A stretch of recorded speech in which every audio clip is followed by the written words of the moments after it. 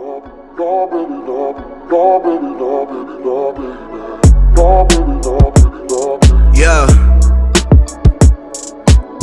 Welcome to the Gunny Gumby Show.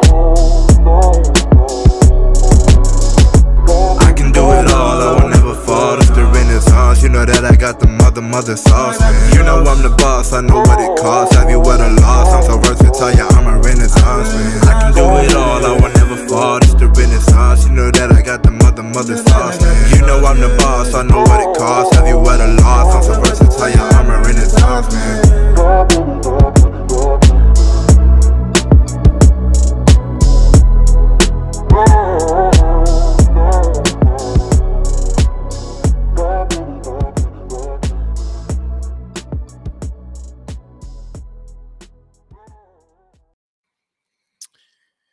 All right, mic check 1 2 1 2. Making sure this time I'm not going to go ahead and start off with a muted mic. Cameras are good. The mic's working. Awesome. Listen, it's the Hangar HangOut episode 61. The New York Jets are 0-7. Absolutely atrocious. Absolutely disgusting. Like, I knew this team was going to be bad, but I had no idea that we were going to be the worst team in the entire league bad. But here we are. Jets wind up having to actually bench our starting quarterback, Justin Fields, on Sunday. That's how pathetic he was as a quarterback. Tyrod came out there and threw the ball at least. And, he had a couple of interceptions because of some underthrown balls. But I got to say this, wide open wide receivers. And the good news is that there's some element to this offense that you can be excited about when you actually have a QB back there that can actually throw the football. So the bad news is this. AG thinks that Justin Fields is an NFL quarterback.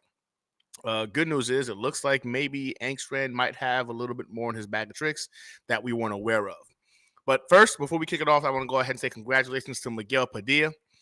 You predicted the Panthers would win this game last week, 16-6. That made you the closest guesstimate in regards to what the final score was going to be. And as I stated that last week, the Jets fans need a little something, a little bit of motivation, some kind of positivity. You are the proud winner of a new autographed mini helmet. It's going to be sent to you via USPS mail. I need you to do me a favor. You can either shoot me an email at newyorkjetsitrep@gmail.com, or you can go ahead and shoot me a message on X or on Instagram with your mailing address and whatnot, and I go ahead and get that in the mail for you right away. So congratulations for being the closest individual to guesstimate the final score of last week's game. You said 16-6. I mean, you were really right there. 13-6 was the final score. Really good guess. So second, I want to send a shout out to my guy, Phil Adams, for another awesome gift to add to the studio. I appreciate you. I appreciate you. I really do. Phil, you hooked it up again with another awesome gift. I appreciate it, man. The Jets vs. Broncos game towel from London.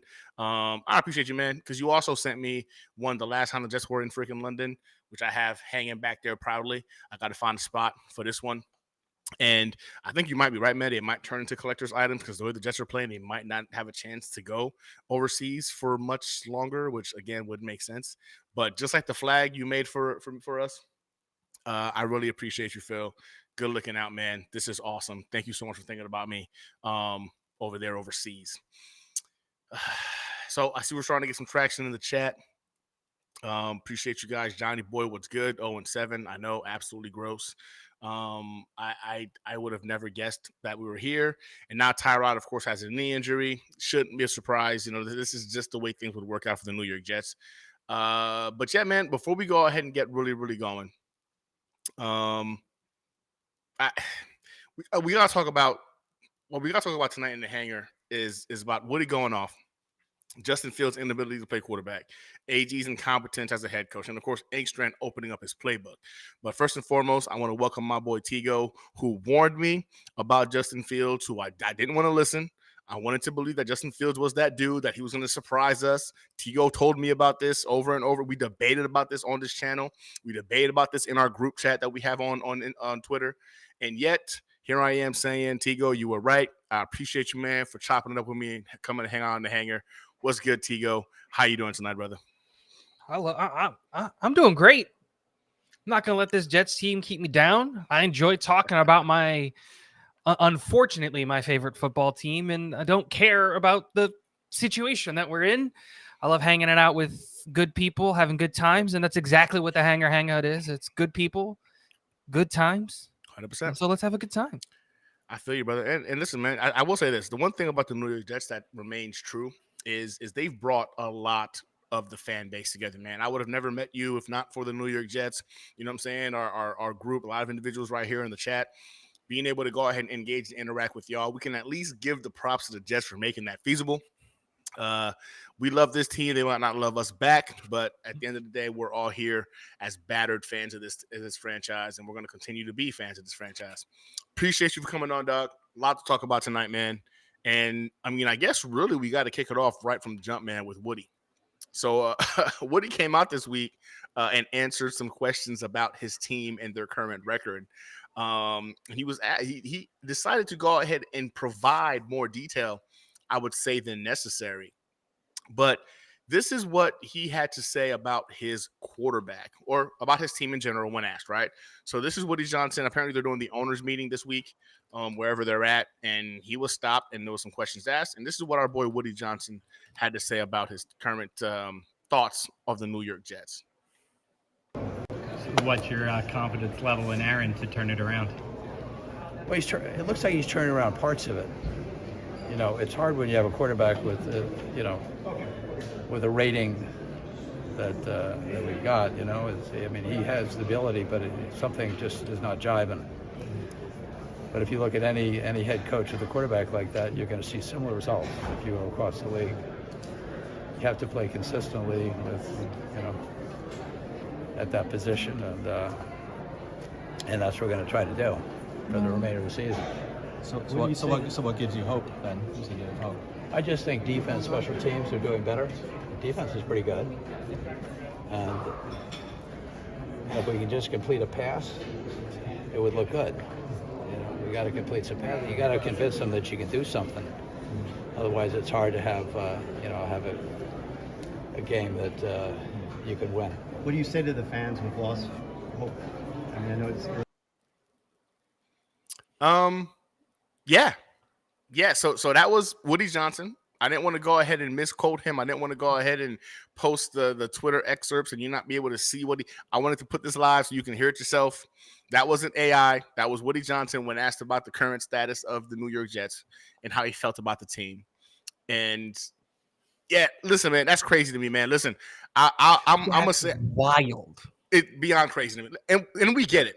I completely understand what Woody is saying. We've all been saying it as fans, as content creators. The fans were seeing it. Justin Fields is not an NFL quarterback. We see it. We notice it. Now we're all on the same page as you were, Tigo, when we first brought him into the building. But for the owner to come out and say this unsolicited, like no one asked you, how do you feel about Justin Fields? Wasn't badgered. It wasn't. Nobody was pulling it from you. For you to say that about your quarterback, that's diabolical. I guess it's diabolical. This is why Woody was considered to be one of the worst owners in the NFL last year, right? I think he was like 32 out of 32 owners, worst owner in the league. You don't come out and do this, even though I know it's true. So I just got to ask, man, what do you think about Woody's comments about the 0-7 New York Jets? Like, look, okay. Nothing that he said was technically wrong. From week 1 to week 7, the defense has got better, like a lot better, and special teams has got better. Those two things are true. And what he said about Justin Fields is true. There are very few coaches that are going to win in the NFL with a quarterback playing the way that we know that Justin Fields can play.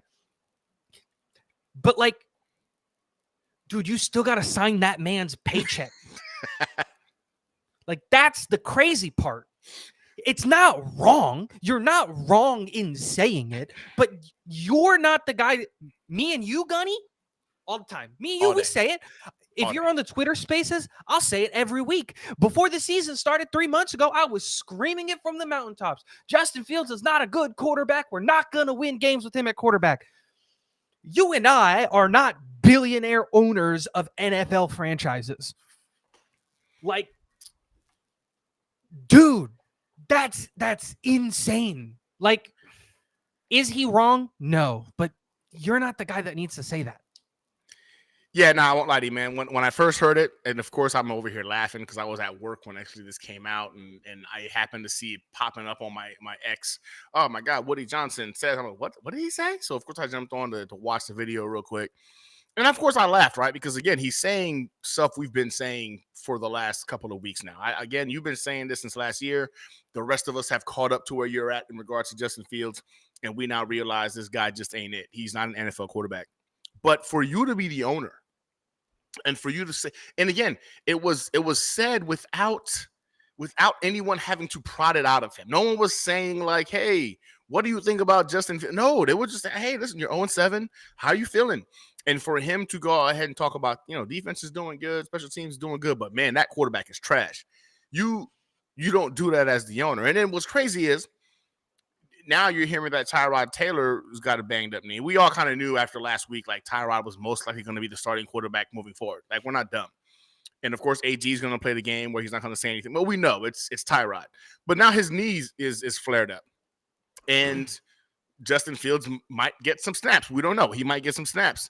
Like, as the owner that you just specified to the world, how you feel about Justin Fields, like, how does that play into AG's thought process of what does he like, how he gets Justin Fields ready? Now I know Justin Fields did his little press conference and talked about like, oh yeah, no, I'm blessed.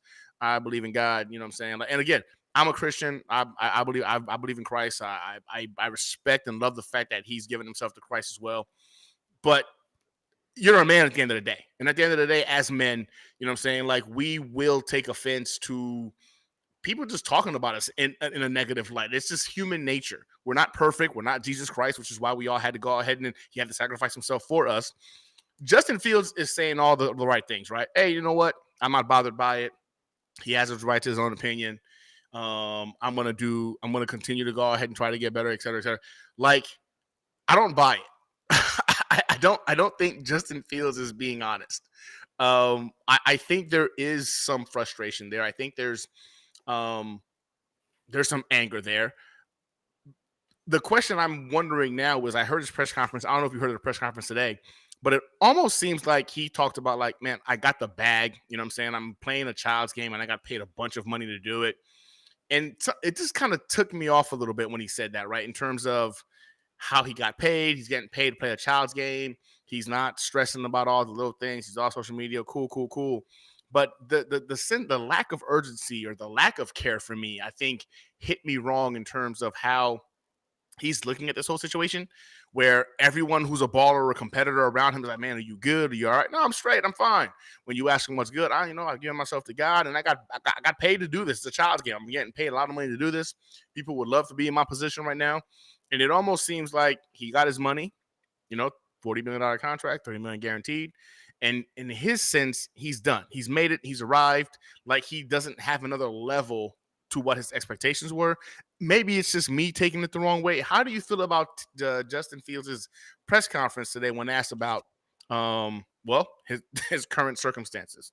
See, I didn't take it that way, because I think it is a little bit of just like you doing that personally. Because I heard that and I said, this is what the PR team should have done to Woody, right? They did it to Justin Fields. Those comments come out, you pull Justin Fields off to the side and you go, this is what you're going to say. This is the right thing to say. This is what you're allowed to say. Like, this is how we're going to go through it. And that's kind of what it sounded like. I didn't take it as like a, oh, I'm not going to try. It was the right thing to say. It was, it's just water off a duck's back. I'm not going to let this bother me.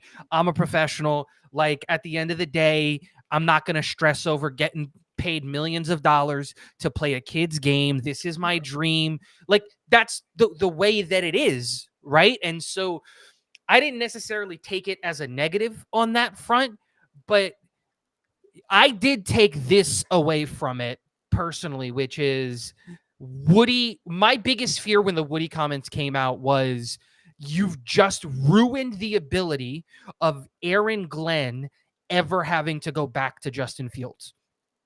That's what my thought was, because this was before today's press conference with Glenn, where he tried to big brain, even though he has an IQ of about 11, if we're being generous, where he's like, I'm going to play the mind games. I'm not going to tell you. I know who the quarterback is, and you'll know who the quarterback is, whoever's taking reps with the ones at practice, right? Everybody knows who, but I'm not going to tell you because I'm a big brain mofo. Like, we all know it's Tyrod Taylor. But we also all know that if like a really, really stiff breeze hits Tyrod Taylor in the wrong way, he's out for 6 weeks. Yeah. So like, to me, his comments were kind of positive because we know that Trey Hendrickson is probably going to knock out Tyrod Taylor. Like, we know that's probably going to end up happening. And I'm not wishing injury because I hate injuries for every player. I want everyone to be healthy because that's what the NFL wants, and that's what we should all want. Yeah. And because Tyrod's a better quarterback than Justin Fields. I've been saying that since freaking August. That being said, he hasn't given you more than, 2 or 3 games in the last 5 years. You're going to have to either go back to Justin Fields or go to Brady Cook. Neither one's a good option, but like, at least his comments gave me hope that if we needed to go back to Justin Fields for the inevitability of Tyrod's injury, he's game. Because like some people would just shut it down. Like if you think about Atlanta can never go back to Kirk because they burned that bridge. They burned that bridge. Yeah, absolutely. Like they burned it. They tried to trade him and he said, no, I'm not being traded. You're going to pay me what I'm worth. I'm going to sit my happy butt down. You're going to pay me what I'm worth because I love living in Atlanta and I don't care what you guys did. You guys drafted the quarterback without talking to me and you moved on from me. Y'all figure it out because I got a fully guaranteed contract. I ain't going nowhere. That man's sitting pretty. Kirk is sitting pretty. He already knows the deal. Shout out to a bunch of y'all, man, checking into the chat right now. I appreciate you guys. Johnny Boy, what's good, brother? We were just talking about Tyrod. Wild Chill 1792, what's going on? Nice to see you on the chat. The Savage Jetty Rice or Spooner. Listen, Mendoza 2026. That's the hope. That's the hope. Hopefully we don't do too much in terms of winning any games unnecessarily that would take that from us. Because I believe if the Dolphins pass us without question, they're gonna go with the Cuban Missile and yoke him up. I mean, the kid would be ideal for the Miami Dolphins, and I'd be pissed if we have to face off against 3 good quarterbacks in our division year in and year out. LeBachner, go Knicks. I'm watching the game right now over here to the left side. Of course, this is a Jets channel. We're not going to do that here. Knicks game is currently going on to my left over here. Can't see what the score is though. Fourth quarter though. Let's go. So what's up? What's up, Eddie? In fact, wow. Idarin Dak, what's up, my guy? What's up, man? Appreciate you being in the chat. Johnny, what's up? Johnny Lemont Tigo was the person you made the Justin Fields bet with. Did I make a bet with you on Justin Fields? No, so to give you some context here, I was on their show at the beginning of the season, and Dano asked for what the hottest take was, and what is your hot take for the season? And I said that Tyrod Taylor is going to, Justin Fields is going to lose his job week 7, and Tyrod Taylor is going to take over and never give it back. I said that like before the season started, and I was talking to another group of friends of mine. It's a Texans fan, 2 Pittsburgh fans, Patriots fan, and then one of the LA teams. I can't remember. And I was like, dude, I freaking called this. And they were like, no, you didn't. Shut up. You're being dumb. You're just being. But I was like, bro, $10 on it. And I asked them to go find the clip, and they found it. And so there's some context to that. It wasn't me. It was not you. Yeah, I definitely. I believe Chargers fan. I just came back. He's a Chargers fan. Oh, there it is. I believed in Justin Fields. I was hopeful for Justin Fields, but I wasn't going to put money on Justin Fields because he's given us the script of what he is.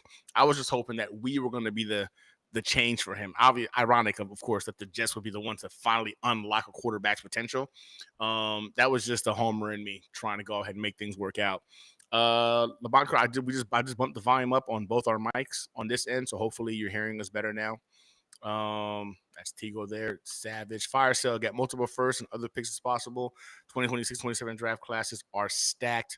You know what? I want to touch on this a little bit. I know this is a little bit out of order in terms of what we've been talking about, but the Savage Jet, the Savage, man, Rusty Spoon, man, that's a long name.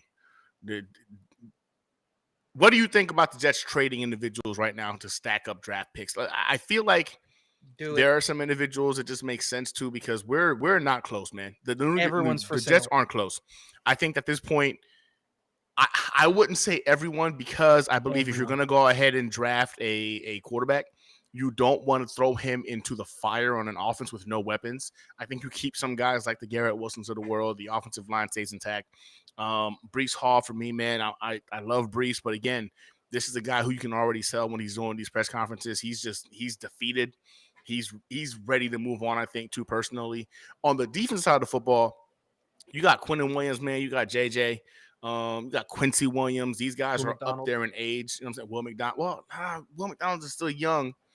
But again, you're talking about, are we available in the next, are we going to be viable in the next 2 to 3 years to be legitimate contenders? At this point, looking at the current trajectory, I would say no, unless we do a coach change by end of the season, and then we could potentially have our own little Vrabel kind of a turnaround like the Patriots are having. But I think a guy like Quinnen Williams and JJ makes sense, right? They're both about to hit 30.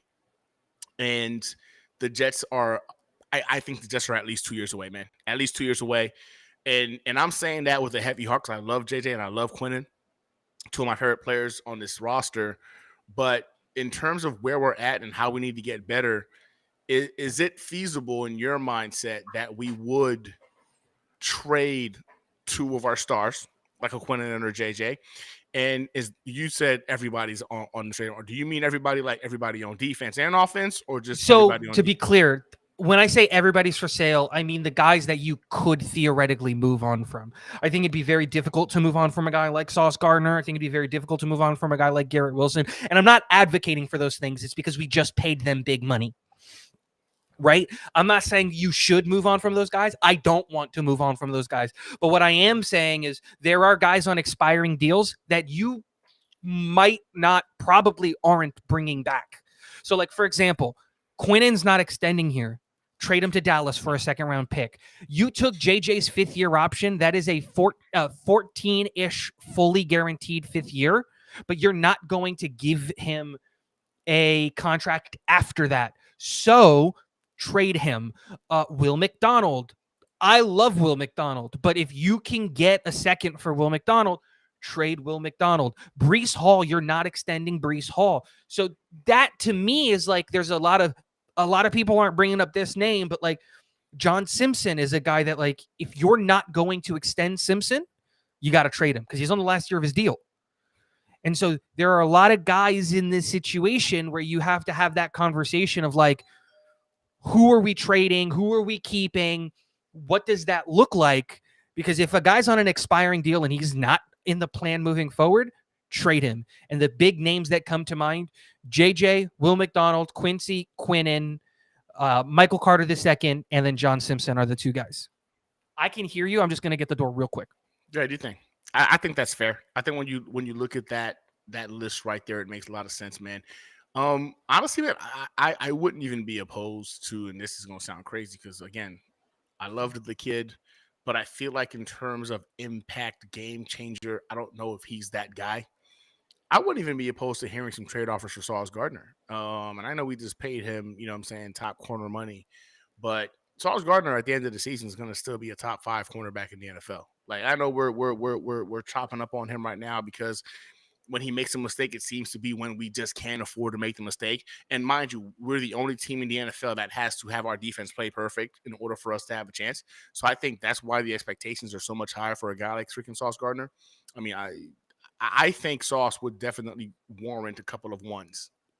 I do. I think some team who believes that they're a piece away would add a Sauce Gardner to their roster, and that could definitely change the element of their secondary because I think the reason we don't appreciate Sauce or we can't appreciate Sauce is because our defense has to play perfect in order for us to have a chance because we don't have the offense for it. When Sauce makes that little mistake, right, we lose our minds. We're paying you all this money to be freaking perfect, and you ain't perfect. Our expectations for Sauce is up here because of how he played the first 2 seasons that we can't even appreciate the fact that the guy is actually playing really good football in year 4. He's playing really good football at the corner position. He's going to finish as a top 3 to 5 guy at worst by season's end. So, yeah, I think you entertain Sauce because he might be the one that reaps you the biggest reward in terms of a payday. So I would not be opposed to it. Johnny Boy goes, I liked it. I think he said anything wrong. I did not like the whole. He's referring to the Woody Johnson freaking conversation, and I will say this, that the fact that he has to apparently hug AG, he said that. I don't know if he meant that, you know what I'm saying, like rhetorically, or he was just saying that like in terms of like, yeah, I talk to him daily, but I don't know. I have a problem with the fact that the coach, the head coach, is running to the owner every day. It feels like he just needs to go there to get validation, to feel like I'm not getting fired tomorrow or whatever the case might be. And that's a little concerning if he's that insecure about the job. Listen, man, if you start winning games, then don't worry about your job getting taken from you. But if you suck, unfortunately for you, the way this is a business, this isn't a friendship.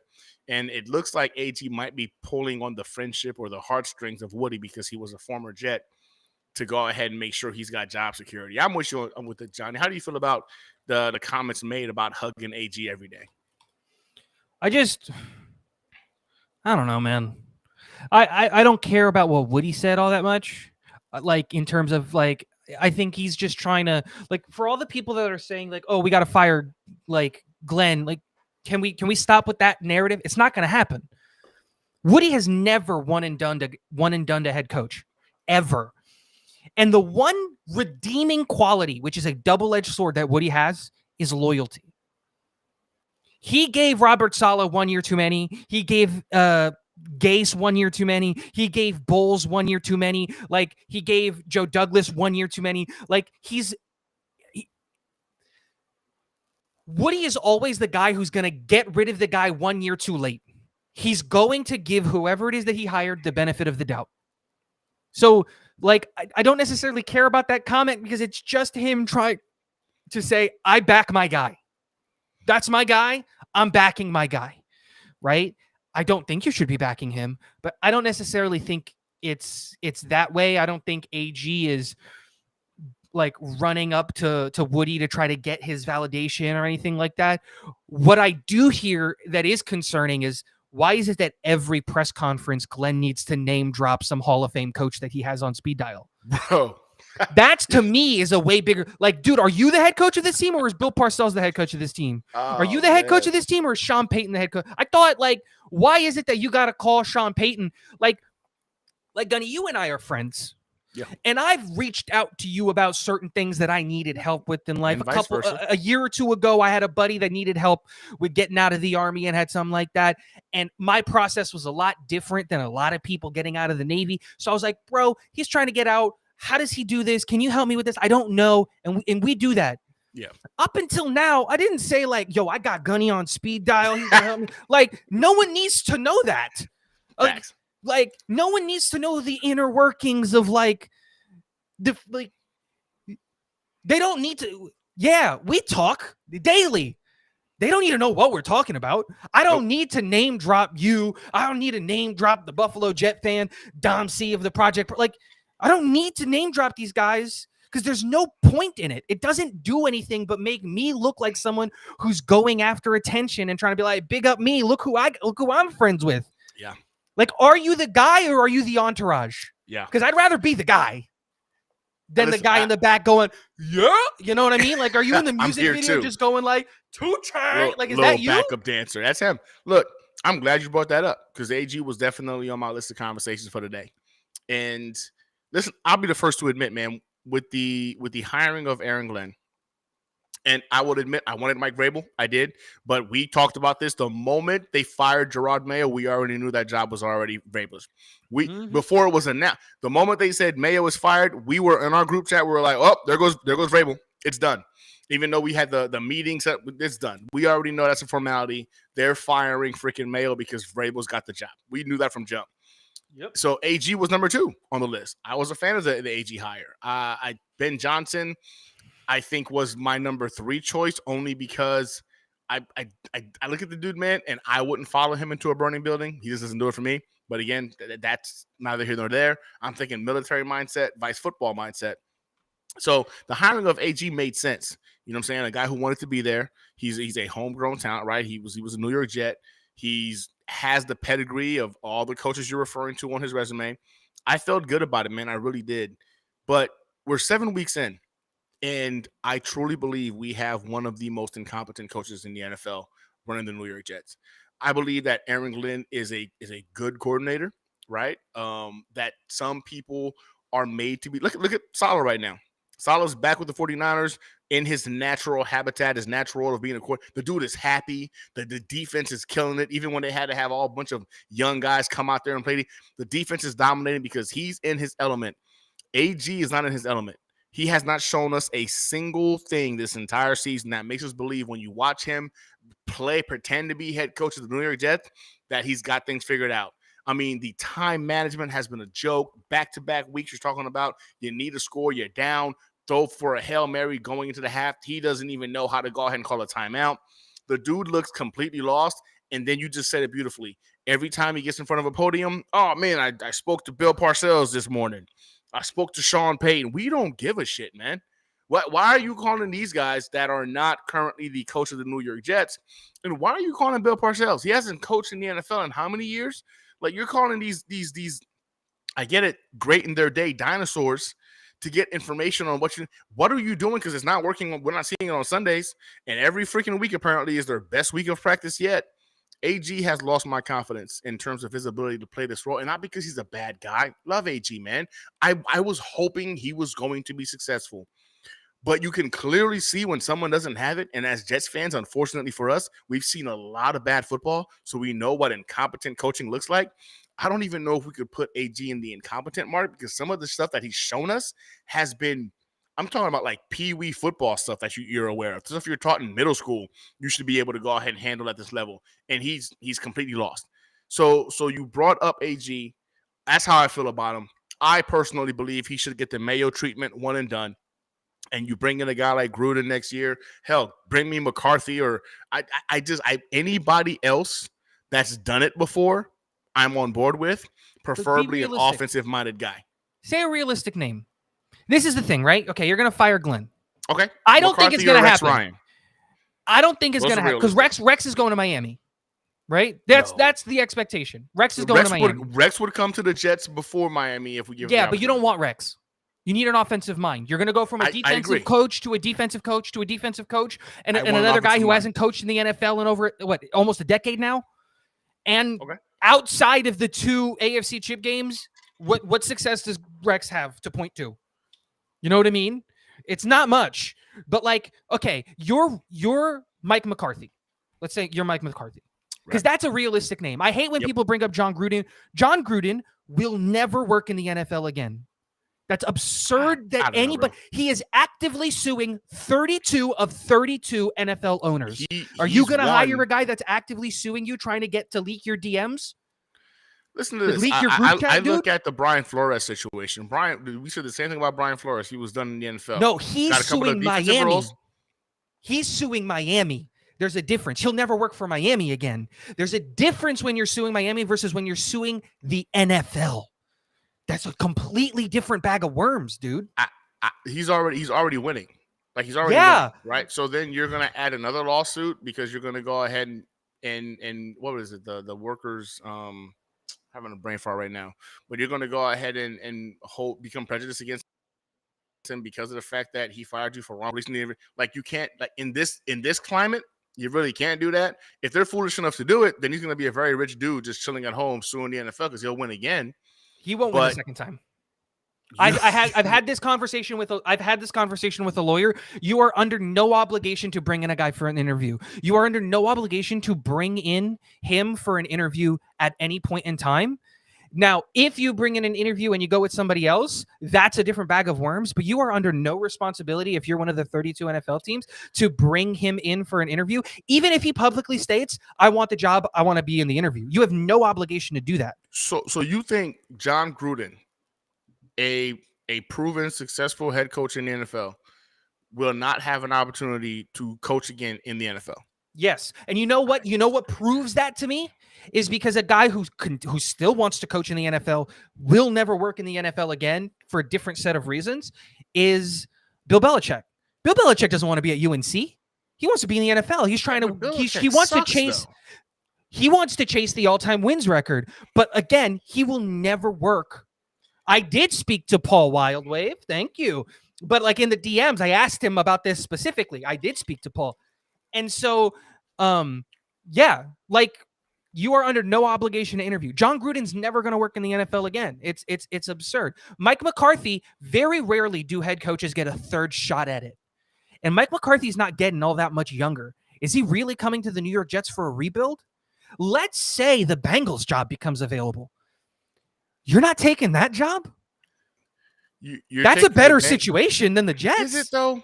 Yes, it is, because you have a quarterback and you have you have a quarterback who can't stay healthy. You got already two weapons. maxed out on your you've maxed out on your freaking cap space. So after these two weapons, I think actually after next year they're gonna have to drop T. Higgins. They're not gonna drop Jamar Chase because of the freaking ramifications of keeping him on the roster. That team is further away from winning than people realize, and you're seeing it more and more now because you're looking at this defense and you're like, them boys, they've got no one on defense. They put all their money into 2 wide receivers and Joe Burrow. That's because the freaking division right now is in shambles too. You're talking about the Cleveland Browns and the Ravens are jacked up. Joe Flacco had an incredible game to beat the Steelers the other day. But you're looking at that team. You're not winning a Super Bowl with that team. You're not. But you're not winning with us either. At least go to a place with a proven commodity at quarterback. Again, Joe Burrow has played 1 full season in the NFL. 1. Yeah, but again, I think you're underselling the whole Joe Burrow thing. I think you got your Gotham green colored glasses on.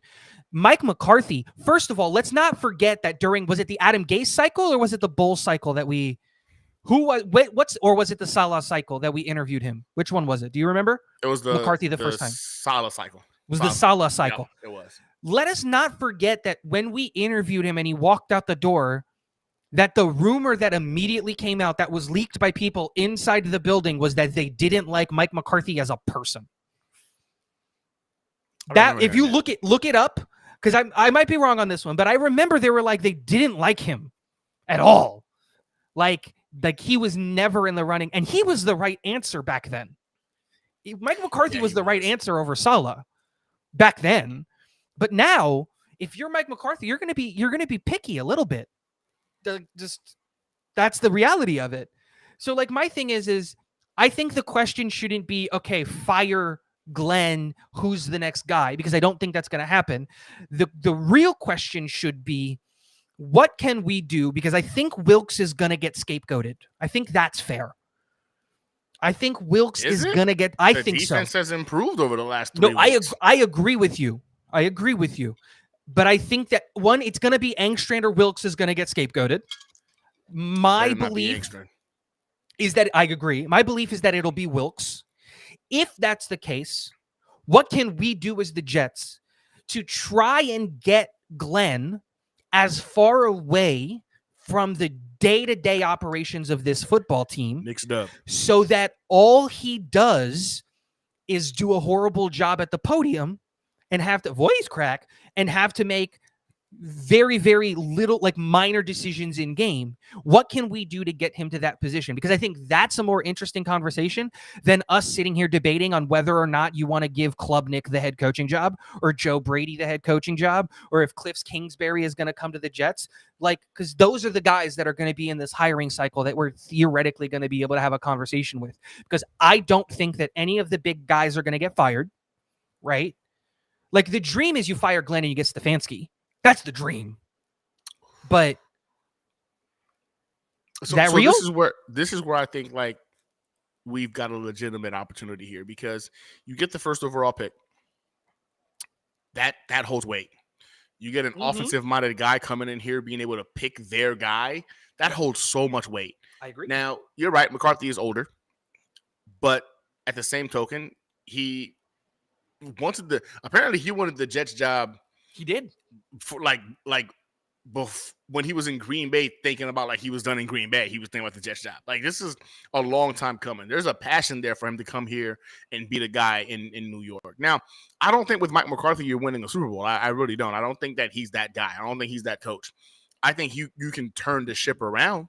I agree. And provide a quality product week in and week out. You might sneak into the playoffs a couple of times because Mike McCarthy just happens to have that pedigree of being able to go ahead and do that. For me, I think it's the commodity of having that first overall pick is what's going to draw our next coach.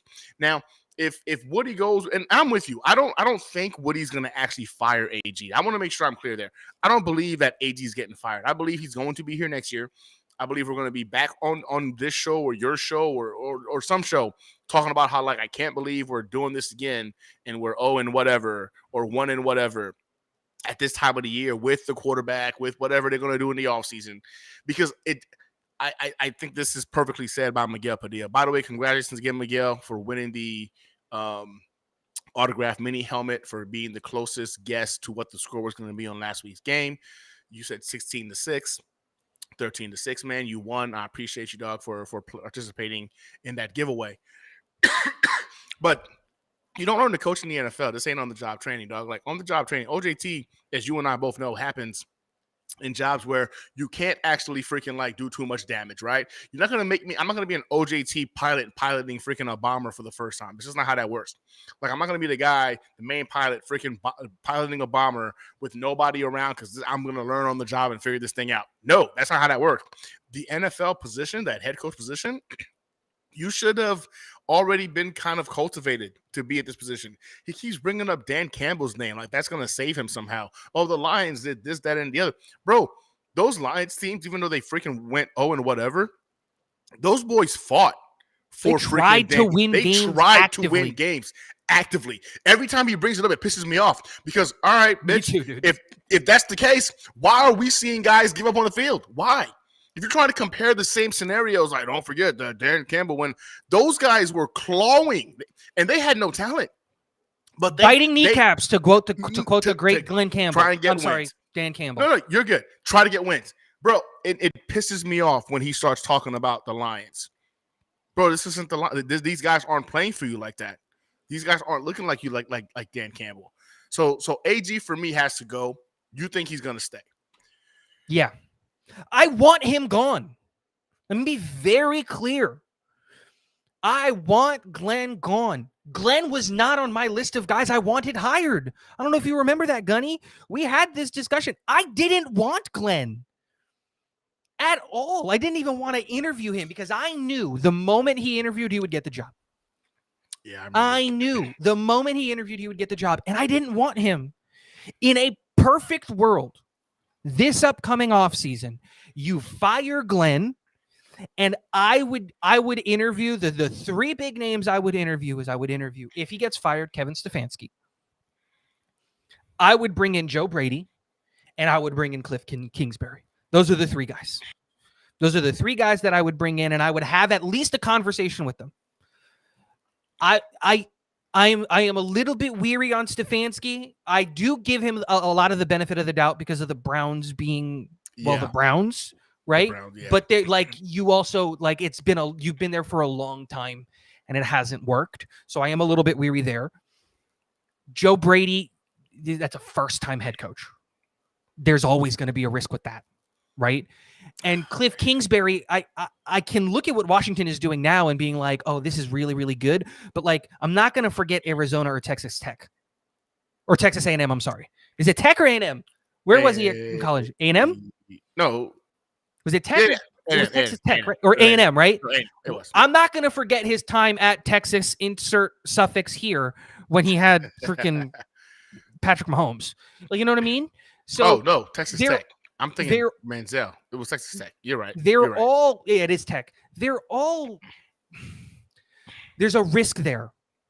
But I think that the more realistic conversation is, what can we do to the Jets so that next year we're in a better situation? Because I think you and I both agree, Tanner Engstrand, once we got a quarterback that can actually throw the ball and look downfield, he opened up the playbook.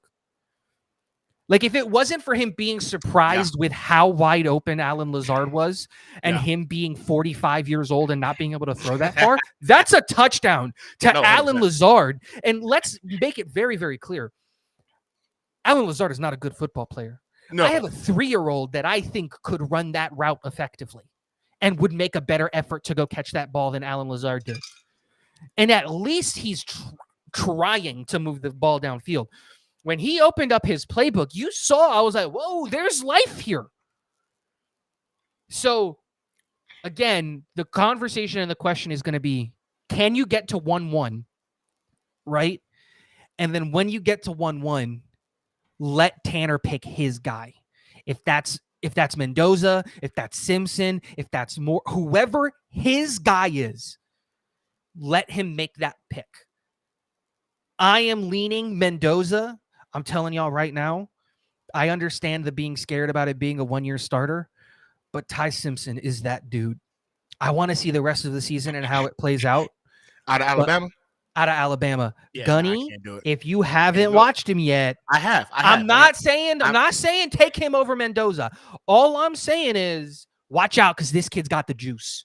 Listen, I want to see the rest of the season like, before I make a judgment, but he's got some juice on him. And call me freaking, I'm just being freak. This is biased, however you want to look at it. I don't like Alabama quarterbacks and I don't like Oregon quarterbacks. And I know that we're talking about 1, 2, and 3 right now in terms of those two guys. I want Mendoza. I really do. I think Mendoza has done it. He did at UCLA. He's doing it now. The dude is not doing it with a lot of freaking weapons. So for me, when you're in a program where you don't have not like these other big, not like Alabama does, not like Oregon does, when you're doing it with guys who are most likely not going to be in the league, you know what I'm saying? Like, you know what I'm saying, over the next couple of years. I like that. That means you're able to go ahead and take you can elevate players. The Alabamas, man, the Oregons, the LSUs, the freaking the USCs, all those guys have top tier freaking talent year in and year out. And the Ohios of the world, we're seeing that now with Justin Fields, who he got when you had top tier wide receivers. I start to feel like, man, let me go ahead and look at some of these guys doing it with less than talent. And I think that's why I like Mendoza a lot, is in regards to, one, he can make all the throws. Doesn't have the biggest arm, man, but he's got the prototypical size, got some wiggle to him. You love when you hear him talk. This is a guy who's passionate about the game of football. And he's a nerd. He's a nerd. High IQ. He's a freaking Who's geek. Who's going to go to Harvard? Freaking geek, bro. So I look at him and I'm like, yeah, man, like that's the dude that I want. Now, my biggest fear is the come Jets versus Dolphins end of the year when we're 0 and whatever, and the Dolphins have their one win, that the Dolphins are going to do everything they can to lose that game, and we might do something dumb to try to win that game because that's an Aaron Glenn mentality, right? And they would then have the opportunity to jump us, get the first overall pick, and get Mendoza. If the Dolphins get the first overall pick, Mendoza's off the clock. 100%. I don't think no so. question. You're crazy. Mendoza's off the clock, bro. You're talking about a guy from the Florida area, from Miami Dolphins fan growing up. He's Cuban. Like, he meets the demographic of freaking the 60% of Florida. I think if they get the number 1 overall pick, I think he's gone. Let me throw a wrench in that real quick, and here's why. Go ahead. You're not moving on from Tua this year. Yes, you are. You're not going to take $100 million dead cap hit. Let's just be real here. Let's be honest. Didn't they say the same thing about freaking Kirk? Kirk? You mean Russell? Sorry, yeah, Russell Wilson. Yeah. It's an extra $20 million on top of. No, it's an extra $30 million, I believe, on top of what I think it was a $70 million cap hit. Is going to keep Tua after two coaches have been fired because of him? Let me finish. Let me just go through the thought process that I think that if you take the Miami job, who might be 1-1, might be 1-2, right? This is the thought process that I at least would be thinking about if I'm going in there. I should hold on to Tua for one more year. Because if I move on from Tua in 2027 instead of in 2026, totally free, essentially, right? And what is the biggest indicator for a quarterback being successful in the NFL? What do a lot of the guys at the top all have in common? They sat for a year. So and I'm not saying that they don't take a quarterback. The thing I'm saying is they might not take Mendoza, who I have as QB1. I agree with you, is because Mendoza might not be the guy that projects with the highest ceiling. I think Mendoza has the highest floor. And for a team like the Jets who are looking for a week 1 starter, Mendoza makes a ton of sense. But a guy like Ty Simpson and a guy, more importantly, I think like Dante Moore, fits the bill of this guy has the projection of being a hyper elite football player. And so if you're the Dolphins, you might go that way. So that we don't have to have this conversation, just lose out. Have 1-1, take Mendoza, right? Let's not have to live in this world of of hypotheticals, and maybe Miami does the dumb thing and takes the guy with the ceiling instead of the high floor. Let's not put ourselves in that position. Just lose out. Keep playing Justin Fields because he's not going to win you a football game. Just lose out. But that being said, there is at least a conversation, and it's not just me coming up with this. A lot of what I see, because I live here in Florida, so I get a lot of Miami news. A lot of what's being spoken about in Miami is if McDaniels goes, they're going to bring in someone who's going to pick their quarterback and stick with Tua for one more year so that they can develop the quarterback and so that they can save on the money. Because they're not in a good spot, and cutting Tua would make it an even worse situation. Because you're going to have to get rid of Chubb. You're going to have to get rid of Tyreek Hill. You're going to have to get rid of that offensive lineman. I forget his. Like, they're in a bad spot financially. But if they hold on to him for 1 year and then move off of him, it fixes their whole cap situation. So I think they're going to designate him a the post-June cut, because it still screws them. Listen, man, you look at Tua, bro, and the way he's already lost the locker room, the way he's blamed everyone else but himself for his failures. I don't know if you're a head coach and you can risk your job, because you're risking your job. I get the cap ramifications, but you're risking your job having the cancer, so to speak, still within that locker room that's looking to point at other individuals. Also an individual who believes he's entitled to the opportunity to be a starter and would probably go ahead and run his mouth. That's a guy that you don't allow to go ahead and infect the rest of your organization. Like the same way Aaron Glenn thought to himself, like, I got to get rid of Aaron Rodgers because he's, I'm going to say something to him and everyone will turn around back to and look at him. Any coach coming in looks at Tua, and it's the opposite, right? This guy sucks, and he's going to go ahead and feel entitled to the fact that, like, he should be freaking talking, et cetera, et cetera. Highest paid player on the team. Tua's already given that vibe where he thinks he's untouchable, even though he's trash. No, that's a very fair point. Like, what I'm saying? If I'm coming in there and I'm being tasked with turning this thing around, I'm cutting out the cancers, man. And you're right. Tyreek Hill's gone. We already know that. They're going to probably trade a couple of their edge guys during the trade deadline. They're in cap hell coming up next year. It's true. So you designate him a post-June cut. You eat that over a couple of seasons rather than all at once in terms of dead cap, and you make it work, because what he can cause, the kind of headache he can cause inside the building, I think I'm not risking it as a new coach. I'm just not. I don't need that for a guy who also sucks at playing the position. That if you're like you're Aaron Rodgers good and you're worried about competing narratives, fine. I understand why Aaron Glenn felt, somehow threatened by that. But he sucks. He's been here for a while, and he thinks he's entitled because of the money. Nah, I can't have you got that trash being able to go ahead and contradict stuff. So I think Tua's gone after this year. I really do. I think they're going to change everything out. I do believe Mendoza would be their highlight pick because of the fact that if Tua's gone, completely different story. You got to go Mendoza. 100%. You got to go Mendoza, which is why I just wanted to bring a different perspective. And like I said, just lose out. Don't get the number one pick, so we don't have to have this conversation of who are we going to get, Mendoza, or are we going to get Simpson or more? We're going to mess that up. Like, until the last game is played and the Jets officially are 0-17, because I look at the rest of the schedule, man, and in terms of feeling comfortable with saying, like, we could think my comfortable win was against the freaking the Panthers. I thought, all right, we should at least be able to beat the Panthers. They can't do nothing on the road. They were at the time 0-some, and here they just beat us. We're about to get freaking our cheeks clapped by the freaking Bengals here, by Unc Joe. And it's going to be embarrassing on Sunday. It just is. I look at the remainder of the schedule, man, and I don't see a win. Like, I guess the Saints game might be the next time we could have a win, but I think they're going to beat us in their house, and I'm going to be at that game, unfortunately, having to witness that live. I think, again, Miami doesn't look like they're going to win many games either. I'm looking at this question, I'm like, but they might sneak in a win only because their offense can put up points when it's clicking. Tyreek's out, dude. Tyreek is out, but Jalen Waddle's kind of stepped up a little bit. So I'm hoping they win a couple more games so that way we don't have to kind of like really worry. But you're right. Our only saving grace is if we lose out. I would hope that's enough for Woody to say, you know what? I think we got to let you go, man. This was embarrassing. 0-17. First ever 0-17 team. Yep. First ever. That's going to get a little check mark next to it.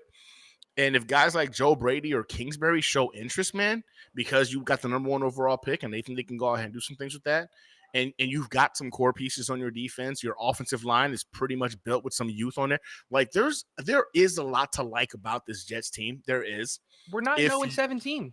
We're not. We're not. We're not in 0-7 roster. I'm sorry. Let me there say you go. Yeah, perfectly said. We're not an 0-7 roster. The reason we are currently is because our coach doesn't know his ass from his freaking nose. He just doesn't. And Aaron Glenn can jump on there in front of a podium and talk gibberish and expect us to be like, man, that was motivating trash. But the guy is not. He's talking a lot, saying a lot of nothing. So for me, you get a coach in here and they realize like, nah, man, they just misused their talent. I can go ahead and sneak it 4 or 5 wins in year 1, have my own quarterback, and then really start seeing improvement. Like, I think if you're a head coach, I can actually see the vision. You can go ahead and see the value of being the Jets head coach next year. Now, is it going to scare some people because they did just freaking fire, AG after 1 year? I mean, it didn't seem to scare, Sean Payton taking the Broncos job. It didn't seem to scare Vrabel taking the Patriots job. I mean, I guess that's different scenarios because those guys are 2 veteran guys doing it. But there's no regrets by those owners. I think one thing, I'm going to say this just because I don't want you to move on from this point.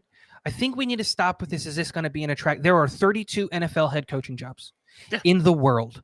That's it. There are 32 of them. And not very many people, if ever, in those career paths get an opportunity to be a head coach. Are we going to be the most attractive spot? No. I don't know. I don't know that. No, because we might be. 1-1 is a insanely attractive piece. It really is, though. It right? really is. But that being said, I don't like this conversation of like, oh, we're not going to be a very attractive. No. If we have 1-1 or 1-2, which is what we're going to have, we're going to be at the top of a lot of people's job listings. Yeah. Like, because you're going to get your pick. Tennessee's going to have a head coaching job at the end of this year. And you're going to get the opportunity to work with Borgonzi, and that's awesome. But you're going to have to like Cam Ward or convince that organization to do the Josh Rosen. And those are 2 very, very. That's a more fun because you have to like Cam, or you have to be willing to fight and pound and say one of these 3 guys, we can get him. I want him instead of Cam. You have to be able to pound the table for that. That's a much more difficult situation. And so, like, that's the way that I look at it. And I go, I think if we're not going to be the most appealing, I think we're at least going to be the second most appealing, like, spot to come to. Again, if they probably won't, but if they fire Glenn. I mean, I guess we can only kind of hope, right? Like, we're talking about the coaches. You and I had a little conversation out before the chat in regards to this. AG, man. I'm sorry, not AG. Tanner Engstrand. Tanner Engstrand kind of showed us some things on Sunday after we benched Justin Fields. We've been waiting to see a lot of what we saw in week 1 kind of showcase itself sometime throughout the rest of it, and we haven't seen it. But then Tanner Engstrand, the moment Justin Fields was benched, opened up his bag of tricks, and you saw creativity. You saw a guy who had some play designs that look exciting, look fun, and they worked. Unfortunately, we just didn't have the quarterback to get the ball to the 2 wide open touchdowns. In terms of Tyrod Taylor, which is surprising because Tyrod's always had a strong arm, but like you said before, at 45 years old, things start to slow down a little bit. Is what it is. But Tanner Engstrand surprised me a little bit and kind of like reinvigorated me as a fan of what he showed us, from week 1. That looked good, man. Like, seeing him open the playbook because he has a legitimate NFL quarterback. Are you thinking that there's a lot of limitations to his playbook of what he wants to call because of Justin Fields? Yeah. Are there more of what we saw post Justin Fields on Sunday in his playbook he's looking to go ahead and dial up? Bro, if you take out the Carolina game, take it out, and just go from week 1 to week 6. Just go from week 1 to week 6 and take out the Tyrod game in the middle where Justin had the concussion. Just go from week 1 to week 6 and look at those games. And look at the playbook in week 1, and then look at the playbook in week 6. Dude, they're completely different playbooks. They are. Because they went from NFL playbook to basic NFL playbook to advanced college playbook to basic college playbook to Madden playbook. To stare down this receiver and hope to God he gets open. Because this offensive line is going to give you 4.5 seconds because we have the best time to protect in terms of offensive line in the NFL. I don't know if it's still after last week, but we were going into that week. We were the best offensive line in terms of time to protect before pressure gets to the quarterback, which is insane when you have a quarterback who's holding onto the ball, I believe, for an average of 7 seconds, which is out of this world. Gross. That being said, just look at those playbooks and you can see that Tanner Engstrand has been reeling it back and reeling it back and reeling it back and reeling it back. It's just, we're running, when you run with Justin Fields, it is a hyper limited playbook. You have to try and get him. Remember when you used to play football in the street and you used to walk up with the ball and you used to be like, you're going to run a post, but then you're going to run right next and you're going to run a cut. Yeah. And whichever one the guy fought, I'm going to hit you. That's what they're doing. Like, that's what they're doing. Nah, that's true. To try to get him to get open. Not even to get open, because guys are open. They are. Not very often, right? We don't have a good wide receiver room. Let's not joke around here. It's not very good. But there are guys open. We've seen the plays a lot too. Yep. Like, and he can't get through his progressions. He can't get through his reads. He can't find the guy who's open. And when all of the stars align and he sees the guy, he's not NFL open. He's not even college open. He's high school open. So he is in the middle of nowhere. There's not even a defender near him. And Justin Fields see him. That's still not good enough because we have no idea where he's going to put the ball. You have no idea where he's going to put the ball. Is he going to go high? Is he going to throw it into the dirt? Is he going to throw it 5 yards behind the guy? Is he going to throw it 5 yards in front? So, like, what Tanner is trying to do is limit the playbook, limit the play calling, trying to get Justin Fields to work. But we've seen 4 years of coaches, and this is not an offense to Tanner, because I do think he is a good coach. I think that he is creative, and I want to see more of him before, like, I'm willing to, like, give up and move on with, like, an actual quarterback. I think his plays are working. Dude, that one play where we give it to, I think it's Nguanu or whatever his name is, and he pitches it back to Tyrod, and Tyrod looks up the field, and Alan Lazard is running freaking free, and he's like, wait, is that really Alan? And then if we have an NFL quarterback, just a rosterable quarterback, Gunny, if you were back there, you hit Alan Lazard, that's a touchdown. I'm hitting that. I'm hitting that, dude. And I just had shoulder surgery. I'm hitting that. You know what I mean? Like, it was shocking to watch Tyrod miss that. I'm not gonna lie to you. But I think he was also surprised. Yeah. That's the whole thing. Is like I'm not trying to excuse either one of them. Tyrod didn't play well. He played better than Justin. But when you go from a stinky turd to a petrified turd, because that's what that is. Still a turd. It's still a turd. You know what I mean? So I have hope because, like, I don't think Glenn is going to go anywhere, and I don't think these guys are going to get fired. And if Wilkes gets fired, we can have a conversation about DCs, because I think there are going to be some really good DCs that you could bring in, like really good DCs that you could bring in. But the defense has gotten better. Since week 1, it has gotten better.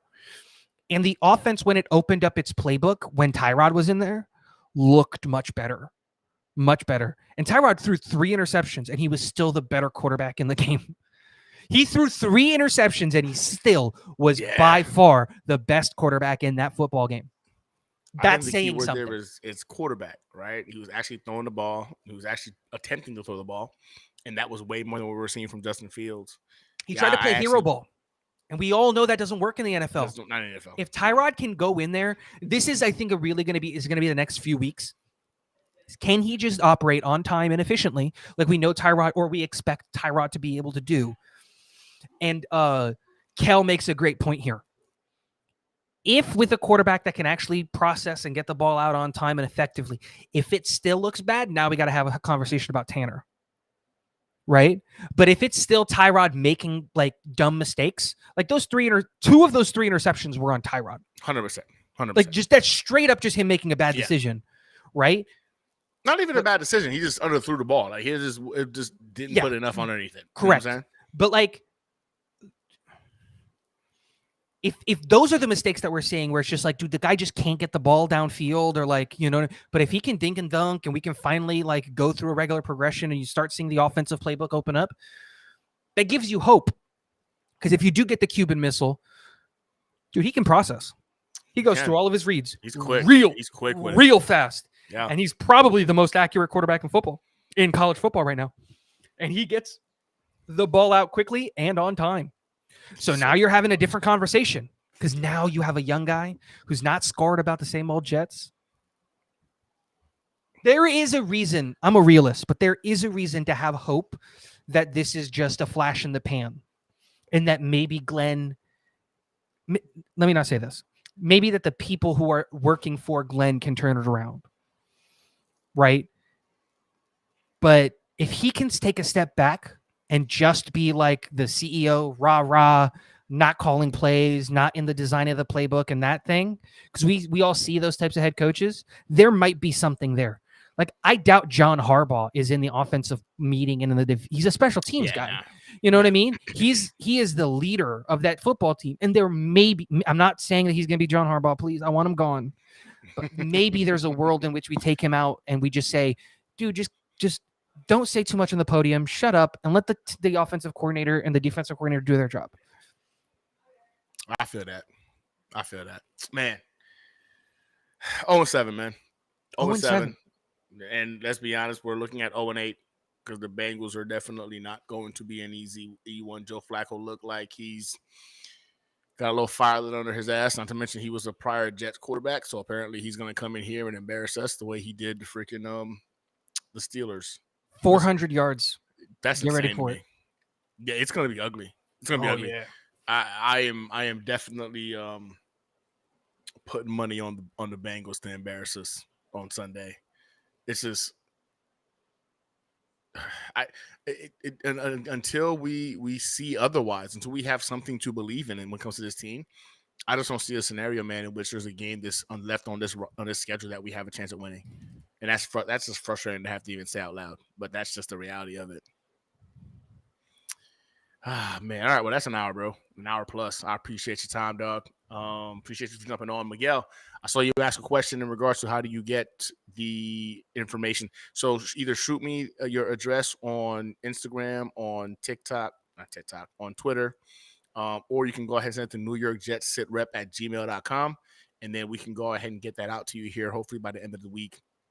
So I appreciate you, man, for coming in close, being the guy that came in the closest. I appreciate all of you guys for logging in and chopping it up with us at the Hangar HangOut tonight. Yeah, listen, are you guys proud of what this Jets team? That's the question, right? That was the question of tonight's Hangout. Are you proud of this Jets roster? Because AG told us his only defining character of how this season was a success was going to be on us as fans if we were proud of being fans of this team. And I'll tell you right now, I'm not proud.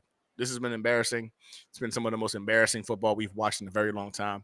So AG, I'm pretty sure you don't watch this, but if you come across this clip, we ain't proud, bro. We ain't proud. We're frustrated. If you had come in here and told us it was going to be a work in progress, like we all thought it was going to be, if you had come in here and just simply stated like, listen, it's going to take time for us to build this thing brick by brick to go ahead and start winning games, you might not be getting a lot of the static that you're getting. What you told us was, oh man, it's the coaching. The coaching was the issue. The penalties, that's on coaching. The mistakes, that's on coaching. I'm going to come in here with my coaching staff. We're going to clean this thing up. We're going to win games. That's what you told us. It was supposed to be an easy fix, apparently, because it was simply the coaching issue. And we decided to go ahead and buy into you. Clearly, that wasn't the case. So, listen, I'm not proud. I don't think Jets fans are proud right now. It's frustrating. But at the end of the day, we're all Jets fans, and we're always going to say, go Jets. We want to go ahead and see the Jets succeed. Not this year. Let's go ahead and just pursue that number one overall pick. Let's not get ridiculous. We ain't making the playoffs this year. That's out the window. And even if you win a game, you're probably going to lose, 4 more. So let's not get ahead of ourselves here. Let's focus on the future. We're going to start doing mock drafts here relatively soon. I appreciate you all for chopping it up with us. As always, go Jets. Tigo, tell the folks where they can find you, brother. Talking Jets with Tigo Talking with Tigo on Twitter. I've been doing a lot of spaces recently. That's a good time on there on Twitter. But yeah, man, let's just hope this thing gets better. There is some hope. There is hope. There are things that you can point to on this team that you go, maybe. And we just got to hope that this is just the Robert Salah's first year where the defense sucked and then all that stuff, where this is a a Campbell situation where it sucks and it gets better, where this is a Bill Parcells where it sucks and then it gets better. We got to hope that that's the world that we're living in and not a, yeah, Glenn ain't got it. And I don't even believe that. But I think that there are pieces around him that can make up for his incompetency. I believe in Tanner. I think Wilkes is getting this defense playing better. And this is I'll leave this little nugget. This is a conversation for a different day. I think actually Muji did a really good job as the GM. I think he's been doing a really good job. Minus one or two signings. We can have this conversation on a different day, but I think he's doing a good job. So there is hope. Just freaking get Mendoza. Got to get the Cuban Missile in the building. All right. Well, that's the show. Again, Phil, I appreciate you, brother. This was an awesome memento from the London game. I appreciate you for saying that my way. Don't forget to go ahead and like and subscribe, y'all. We're definitely trying to go ahead and hit that 2,000 subscribers. Once we do, we're going to be doing an autographed Joe Namath jersey. So the quicker we get there, the quicker you can go ahead and enter yourself into that giveaway for an autographed Joe Namath jersey. I appreciate you all for spending the night with us, man, in the hangout. Tigo, my guy, I appreciate you as always, brother. We got to do this again quicker. It's been too long. Obviously, the people seem to really like us chopping it up, you know what I'm saying, in the hangout. So we're going to do this again real soon. Yep. As always, you know what I'm saying? Like, go Jets. See you guys next time. I can do it all, I will never fall. It's the Renaissance, you know that I got the mother sauce. You know I'm the boss, I know what it costs. Have you ever lost? I'm so versatile, yeah, I'm a Renaissance man. I can do it all, I will